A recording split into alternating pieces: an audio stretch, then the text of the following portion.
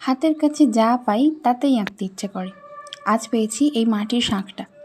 ছোটবেলায় বাঁকুড়া বিষ্ণুপুর ঘুরতে গিয়ে মাত্র 10 টাকা, হ্যাঁ মাত্র 10 টাকা দিয়ে মা এই শাঁখটা কিনেছিল।